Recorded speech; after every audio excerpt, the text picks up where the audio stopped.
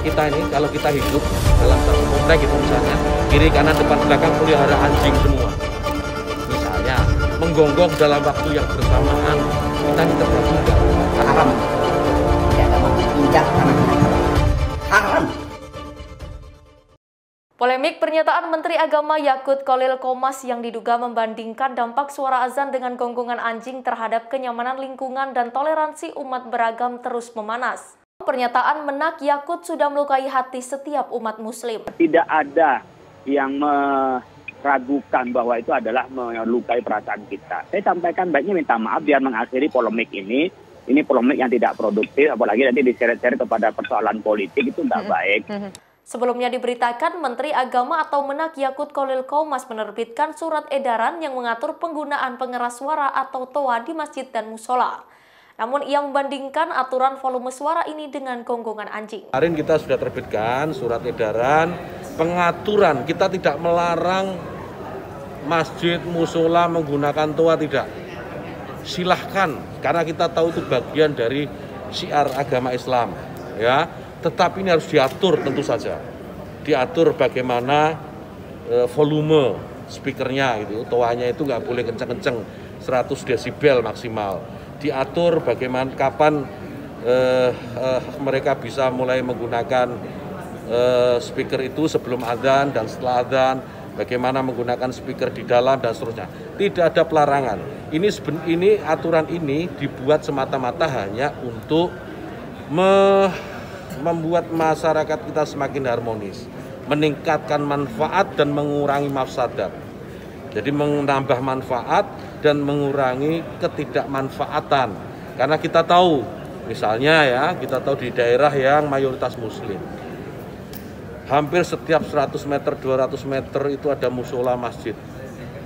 Ya, bayangkan kalau kemudian dalam waktu yang bersamaan mereka semua menyalakan toanya di atas, kayak apa? Itu bukan lagi syiar, tapi menjadi gangguan buat sekitarnya. Kita bayangkan lagi, kita ini muslim, saya ini muslim, saya hidup di lingkungan non muslim, ya. Kemudian rumah ibadah saudara-saudara kita non muslim itu bunyikan toa sehari 5 kali dengan kenceng-kenceng secara bersamaan, itu rasanya bagaimana? Yang paling sederhana lagi, tetangga kita ini, kalau kita hidup dalam satu komplek itu misalnya, kiri kanan depan belakang pelihara anjing semua. Misalnya, menggonggong dalam waktu yang bersamaan, kita ini terganggu nggak? Artinya apa? Bahwa suara-suara, ya suara-suara ini, apapun suara itu ya, ini harus kita atur supaya tidak menjadi gangguan. Ya, speaker di musola, masjid, monggo dipakai, silahkan dipakai. Tetapi tolong diatur agar tidak ada yang merasa terganggu. Agar niat menggunakan toa, menggunakan speaker sebagai sarana, sebagai wasilah untuk syiar, melakukan syiar tetap bisa dilaksanakan tanpa harus mengganggu mereka yang mungkin tidak sama dengan keyakinan kita. Berbeda keyakinan, kita harus tetap hargai. Itu saja intinya. Diketahui Ketua Lembaga Kerapatan Adat Alam Minangkabau atau LKAAM Sumatera Barat, Fauzi Bahar mengecam dan menegaskan haram bagi Menteri Agama untuk menginjakkan kakinya di tanah Minangkabau. Fauzi menyampaikan haram untuk Menteri Agama menginjak tanah Minangkabau.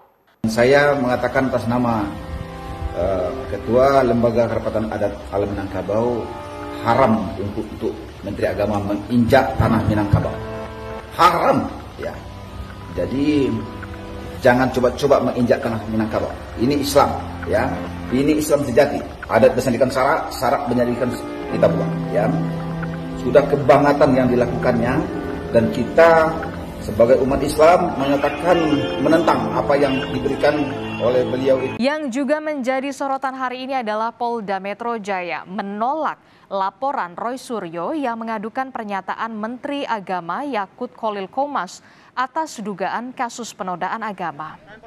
Roy Suryo menyampaikan alasan polisi menolak laporannya karena lokus delikti atau tempat terjadinya dugaan tindak pidana bukan berada di wilayah hukum Polda Metro Jaya.